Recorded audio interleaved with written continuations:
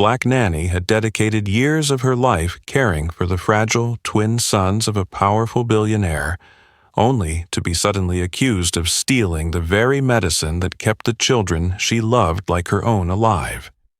No money, no lawyer, no one by her side. Clara Reed walked into the courtroom alone, surrounded by flashing cameras and judgmental eyes. People whispered, people snapped photos. People pointed without knowing what she had done all those years. Before the story continues, don't forget to subscribe to the channel and let us know where you're watching from. We'd love to know.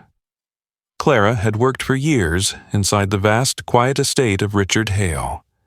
Her duty was to care for Aiden and Noah twin boys born with SMA, a rare disease that weakened their muscles, making even the simplest acts, turning over, swallowing medicine, monumental struggles. Their survival depended on one of the most expensive drugs in the world, stored in a locked refrigerated chamber, monitored constantly. Clara knew the code to the door, but only to check the doses, the temperature, the expiration dates, every instruction the doctors had given. She fed them. She repositioned them in her arms.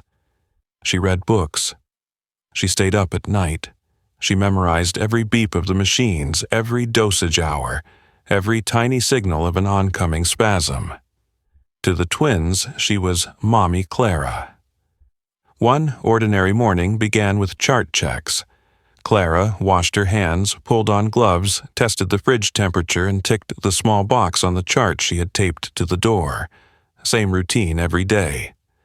She thought she might mention to the doctor that Aiden was swallowing slower, maybe ask for a softer tube. She thought about bringing up Noah's trouble sleeping, maybe ask if his night dosage should be adjusted later. She was still thinking this when Richard Hale summoned her to his study. The room was bright, polished wood windows opening to the garden. She assumed he'd ask about their upcoming checkup. She assumed he'd give new instructions before leaving on business. But his eyes were cold as steel. No warning, no prelude. He said it flatly, "You took the medicine." Clara froze. Her ears rang, her heart pounded. She could only repeat one phrase. "I didn't." Richard told her several doses were missing. He said the only person with access was her. He said it like a verdict. He leaned back, tapping his pen against the desk. Then he said slowly, "I am Richard Hale. You are just a black nanny. Who will believe you?" The words hit like a stone. The room shrank. The air thickened. On the wall, a smiling family portrait above the fireplace seemed to gleam like a cruel scratch. She wanted to speak about sleepless nights, about dialing the doctor at 2 a.m., about sterilizing tubes at dawn. But there was no space for those things inside the sentence, "Who will believe you?" Bad news traveled quickly. In the kitchen whispers. In the garage sighs. At the gate, guards eyed her as she passed. That night, someone asked if she needed a ride home. The politeness was strange, as if the house she had devoted her life to no longer belonged to her. The next morning, another car carried her to court. The first day of trial. She wore her work uniform, hem frayed. No jewelry, no color. She sat in the defendant's seat. Cameras clicked nonstop. People looked at her hair, her skin, her shoes. When the judge entered, everyone rose, then sat. The prosecutor stood first. Their voice was firm, loud, steady. They painted her as a woman who abused trust. They said she knew the location of the medicine, the locks, the procedures. They said a few doses were worth more than a house. They said she saw the children as an opportunity. Clara asked to speak. She said she took nothing. She said she loved the boys. She said she never missed a dose. The judge cut her short. "We look at facts, not feelings." She fell silent, returned to her seat. Whispers swelled behind her, like a draft through a crack. A reporter scribbled, "Black nanny, life-saving meds, betrayal." Another raised a camera closer. No one asked about her sleepless nights. No one asked about the bruises on her arms from carrying children whose bodies grew heavier though their muscles never caught up. They only looked. They only wrote. They only heard what they wanted. The first evidence rolled on screen. Silent footage, just images. Clara entering the storage room. Clara opening the fridge. Clara checking a box. No context, no words. A former staff member testified she was too attached to the children. Another said they once heard her mutter, "This medicine costs more than a house." The room tilted against her. Clara stared at her hands. She remembered the small fingers clinging to hers during pain. She remembered humming a lullaby her own mother had once sung. Her deepest fear was not prison. It was that one day, Aiden and Noah would look at her and believe Mommy Clara had betrayed them. Court adjourned. Doors opened. People stood leaving, making calls, giving interviews. Clara walked slowly down the hallway past the wall marked in bold letters, Justice Center. She wanted to run upstairs, gather the boys, hold them tight and whisper, "Mommy is here." But that door had shut in another world. She descended the steps, alone. The sky was blue, but inside her a heavy gray cloud hung low. She knew this was only the beginning, and she had nothing, only 2 empty hands, and a heart filled with the hours she had once lived beside the children. The next morning, Clara returned to court. Richard's side was ready. The screen lit up. A new video appeared. A woman resembling Clara walked up to the vault in the storage room. She entered the code. Opened, closed, left. The courtroom gave a soft gasp. Clara stared in shock. I don't have the authority to open that vault." No one replied. Richard's lawyer fixed his eyes on the screen, speaking about internal access rights, about abuse of position. Then came the bank records. The name Clara Reed glowed in the corner. A large sum of money. The transfer date only days after the medicine had gone missing. Soft murmurs filled the air again. The story looked airtight, like a locked door. Clara asked to speak. She stood, hands trembling. "I don't have this account. My phone's been broken for weeks. I lost my data." "I didn't." The opposing lawyer rose, objection. The judge nodded. "Sit down." The screen shifted to text messages. "Shipment ready. Same dosage as discussed. Price, date, time." The phone number was hers. The display name was hers. Everything looked real. Someone in the gallery muttered, "That's it then." Another shook their head with disappointment, as if she had destroyed her own life. No one asked who could use virtual numbers. No one asked who controlled the cameras. They just looked at the words and believed that what they saw was enough. During recess, Clara sat on a wooden bench near a narrow window. Sunlight carved a pale yellow rectangle across the floor. She opened her bag and pulled out an old envelope. Inside was a photo of Aiden and Noah on their birthday. The boys wore matching shirts, their smiles thin as paper. Their eyes were bright but weary. Pink candles. A slice of cake cut unevenly. She stared until everything around her blurred. She put the photo back, bit her lip, stood up, returned to her seat. That afternoon, court resumed. There was no room for stories of long nights, no room for the beeps of machines, only screens, documents, lines of text. She heard her name repeated over and over like a stone dropped into water. Clara Reed, Clara Reed, Clara Reed. She sat still, gripping the edge of the table. She forced down a dry swallow. A bead of sweat slid down her neck. No one saw. No one cared. That night, Clara's tiny apartment was so quiet she could hear the clock ticking second by second. The window was dark, the kitchen spotless, the table bare. She sat on the floor, back against the wall, knees pulled to her chest. Tears spilled out like a broken faucet. She cried until exhaustion silenced her. She thought of Noah calling Mommy Clara through short breaths. She thought of Aiden clenching his teeth to swallow a hard pill. She thought of the gentle hugs, the soft words of "it hurts," the way they drifted asleep on her shoulder. She thought of her mother, who had taught her that when everyone turns away, you can still sit down and hold someone's hand. She thought of the question, "What if you give up?" And she knew the answer: the twins would grow up with a dirty memory. She would not let that happen. Clara went to the mirror. Her eyes were red, her body thin, her shoulders slumped, but in the reflection was still the woman who never left the sickbeds through the hardest nights. She raised a hand to the glass. "You are innocent," she whispered. Once, twice, 3 times, until her voice no longer shook. She opened the closet, took out a clean uniform.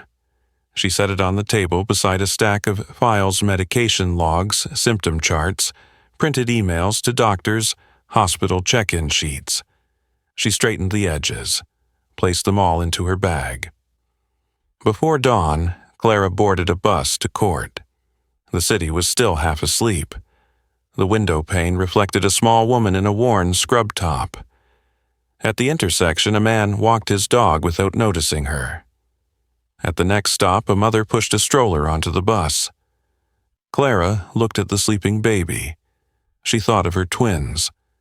She thought of their laughter on pain-free days. She thought of the word "mommy," Clara, spoken without reason except love. She knew today could be worse than yesterday. But she went. She went for the memory of the children. She went for the name Mommy that they had given her. The bus stopped. The courthouse loomed with stone steps and heavy doors. She climbed them one by one, pushed the door open, passed through security, nodded at the guard, sat at her seat. Across the room, the machines were already on. The screen glowed, the microphones buzzed. The judge entered. Clara lifted her head. She wasn't waiting for a miracle. She was waiting for the truth to be given the smallest chance to speak. The trial resumed with the sound of pages turning microphones, clicking on and off, shoes shuffling across the wooden floor. The prosecution continued reading through the string of messages. They pointed at each line. They connected each hour. They spoke of planning. They spoke of motive. They spoke of outcome. Heads nodded. Someone in the gallery sighed as though guilt had already been sealed. Clara sat still.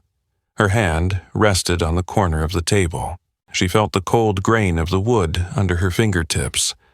She looked straight ahead. She did not cry. She waited. The judge looked up.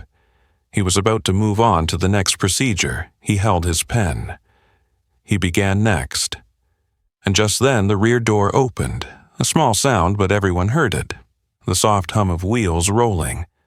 A child's hand gripping a walker like clinging to a fragile thread of life. The entire courtroom turned. Every voice stopped at once as if someone had pressed mute. Aiden appeared first. The boy took small, trembling steps. His thin arms gripped the rails tight. Each step was a battle. Beside him came Noah in a wheelchair, guiding the lever with a weak wrist, his eyes never leaving his brother. Both boys wore neat button-down shirts, their hair combed, their faces carrying the practiced brightness of children who want to ease others' worry. But everyone could see the effort it took just to cross the room from the door to the front. Their eyes searched for Clara first. When they found her, they stopped for a beat. Aiden let go of the walker and wrapped his arms around her waist, pressing his face against her blouse. Noah lifted his hand and clasped hers tightly. Clara bent down. Her tears spilled not from fear, as the day before, but because something warm had just filled the cold courtroom. A silent voice rang out without microphone, without sound. "We are here." Aiden raised his face. His eyes were red, but his voice was steady. "She didn't take anything. She's Mommy Clara. She takes care of us every day." Noah spoke slowly but firmly. We saw someone touching the box when Dad wasn't home. The entire courtroom fell silent, as if all the air had been sucked out. Some covered their mouths. Another bowed his head, clutching his notebook. Cameras were lowered for the first time that day. Richard shot up. Nonsense. They're sick. They're confused. His voice cracked. His face flushed. A vein bulged at his temple. The judge slammed the gavel. Enough. Let the boys speak. Richard froze, then sank back into his seat. His hands twisted together, white-knuckled. He stared down at the table edge, avoiding his children's eyes. Aidan spoke of simple things no paper had recorded. He told how Clara never once missed his medication time, how she slept beside their beds when he and his brother were afraid, how she knew they were tired even before the machines beeped. Noah recounted that sleepless night. He had heard footsteps in the hall. He thought it was Clara. He cracked the door. He saw a woman coming out of the storage room. It was Claudia Mendez. He saw her clutching something. He saw her glance around before leaving. He told his father. His father said he was mistaken. He stayed silent until now. Clara asked permission to submit her files. She opened her bag and pulled out thick, worn pages edges frayed from her daily touch. Medication logs, notes on pain episodes, emails to the doctor at 2:17 a.m., hospital check-in records, silent numbers placed neatly in their rightful slots. The judge flipped through the pages. His eyes slowed. He gave a small nod. In the back row, someone wiped their eyes. On the right, a journalist lowered his camera as though the truest picture had just appeared, not within his lens but in the moment when two small hands held onto the woman's. No one spoke of the video anymore. No one mentioned the bank records. No one pointed at the messages. The entire room looked at Aidan, Noah, and Clara. For the first time since this ordeal began, Clara was no longer alone. That feeling spread quietly across every bench, every eye, every breath. And in that moment, the courtroom, so cold and rigid, softened just enough for truth to slip in. The judge announced a short recess, after which the boys' testimony would be formally recorded. People stood. Some stepped aside to make room for Aidan's return. Noah maneuvered his chair carefully.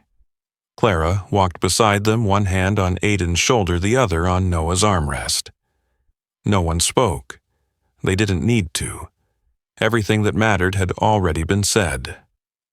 After the short recess, the court began taking official testimony. A clerk helped Noah settle near a low microphone, guided Aidan to the stand. The judge asked questions. The boys answered. Slowly, clearly, no embellishment. No flourish. Clara had never been late with a dose. Clara stayed by their beds when they were afraid. Clara called the doctor when anything seemed wrong. Then came the night in question. Claudia Mendez, who worked with their father, emerged from the storage room carrying something, glancing around, hurrying away. Aidan remembered the scrape of a box against the floor. Noah remembered the cold sting of disinfectant still lingering at the doorframe. Two small details, seemingly unimportant, now fit together like perfect puzzle pieces. The judge nodded. He ordered the original shipment records, the inventory logs, and related documents. A clerk carried a thick stack from Richard's table. The courtroom was so quiet that the sound of pages turning seemed loud. The judge compared date to date, hour to hour, signature to signature. He paused on one page, frowning. He requested testimony from hospital staff connected to drug distribution. A man in business attire stepped forward. He said he worked in the pharmacy unit. He said he had seen Claudia several times in employee-only areas. He said months earlier he overheard her bargaining with two men to resell surplus doses to someone willing to pay very high. The room erupted. Chairs scraped. Gasps of "oh my God" broke out. The judge hammered the gavel order. He continued reading the shipment logs. One line did not match the hospital records. One signature was duplicated on 2 separate days as if copied. One withdrawal slip marked urgent carried no accompanying authorization. Small details rose one by one and began calling each other by name. He looked up, his gaze fixed on Claudia Mendez. "Attorney Mendez, the court suspends your role in this proceeding. All files concerning you will be referred for criminal investigation on fraud, forgery, and diversion of medication." 2 officers stepped forward. Metal cuffs clicked around Claudia's wrists. She did not speak, did not look at anyone. She only bowed her head. Some in the gallery exhaled as if releasing a breath held too long. Richard sat rigid, his hands clenched so tightly the knuckles blanched. He stared at the floor. He did not glance toward Clara. He did not look at his sons. He rose. "Your Honor, I did not know what she was doing. I trusted the wrong person." His voice tried for steadiness but carried the weight of collapse. No one replied. Clara turned. She spoke slowly. "You did not only harm me. You nearly made 2 children grow up believing a lie about their mother." Then she turned away. Nothing more was needed. The words had reached everyone who needed to hear them. The judge announced the court would recess to redirect proceedings. A ruling would follow after the required procedures were complete. People rose. Conversation softened. Aiden leaned against Clara's shoulder. Noah held her hand. No one pushed cameras in their faces now. No one thrust microphones at their mouths. Only quiet gazes remained. Gazes that saw them as a family that had just weathered a storm. Outside, the corridor stretched long lit by white lamps, footsteps softened. A young reporter leaned against the wall, lowering her camera. She looked at Clara, pressed her lips together, then gave a slight nod and unspoken apology. Clara did not pause. She guided Aiden to a bench. She adjusted Noah's footrest. She pulled a bottle of water from her bag. She twisted the cap, handed it to Aiden first, then to Noah. The boys drank in small sips. Life returned to simplicity. Life returned to what it had always been: 1 mother, 2 children, a bottle of water, and a long afternoon. The judge returned. The door opened. Everyone rose, then sat. He held the final file. He looked at Clara. He looked at Aiden and Noah. He spoke slowly, clearly, each word dropping like a pebble into still water. After reviewing all evidence and testimony, the court finds Clara Reed not guilty on all charges. The air in the room broke open. Not with cheers, but with a long, deep exhale. Clara nearly collapsed, but she stood tall. 2 small hands at her sides clutched her tightly.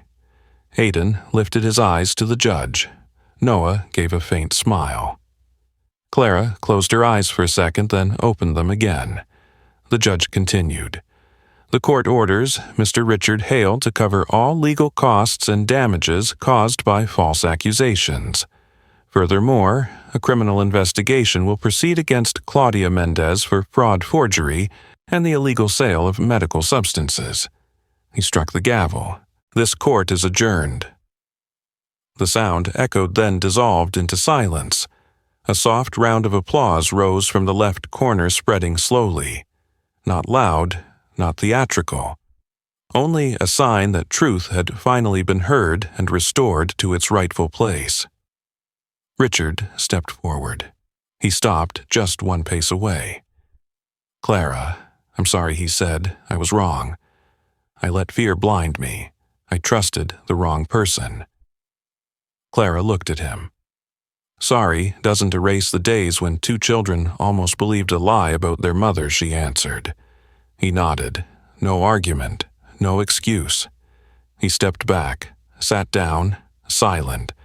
A man who had lost his confident voice, leaving only a void that truth alone could fill.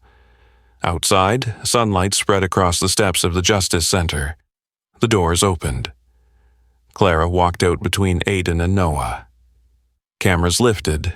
Voices called her name, but no longer sharp like on the first day. This time the question wasn't, "What did you do?"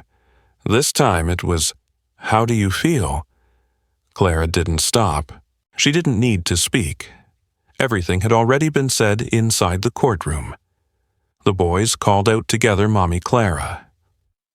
The crowd fell silent for a beat, then applauded. A woman in the crowd wiped her eyes. A man nodded. Headlines on their phones shifted, "A mother by heart, not by blood." Nanny defeats billionaire with truth. Noah's wheelchair rolled slowly down the ramp. Aiden held her hand, stepping carefully. Clara walked between them, holding one child on each side. They had crossed a shaky bridge and stepped onto solid ground. No fireworks, no band. Only sunlight and the sound of wind in the trees. Only 3 people. And a story that had shifted from gray to bright. That night in the small apartment, Clara cooked a simple dinner, a warm bowl of soup, a plate of toast, a few slices of fruit. She picked up toys scattered on the floor. She pulled the blanket up to Aiden's chest, adjusted Noah's footrest. She kissed each forehead. "Sleep, my loves." Outside was noise. Inside was peace. She opened the mailbox. A small bouquet. A handwritten card, "Thank you for not giving up." She set the flowers on the table beside the birthday photo. She turned off the light. The room sank into gentle darkness. Clara sat down on a chair. She rested her hands on her knees. She closed her eyes. She listened to the steady breathing of the 2 children in the next room. She smiled. She didn't need a medal. She didn't need longer applause. She only needed Aiden and Noah's memories to remain clear that Mommy Clara had not abandoned them. That when every door closed, the children themselves opened one and walked in with the truth. The story ends here. If you've stayed with us until this moment, thank you. Tell us what you think and which part touched your heart the most. Don't forget to subscribe so you won't miss the next story. See you soon.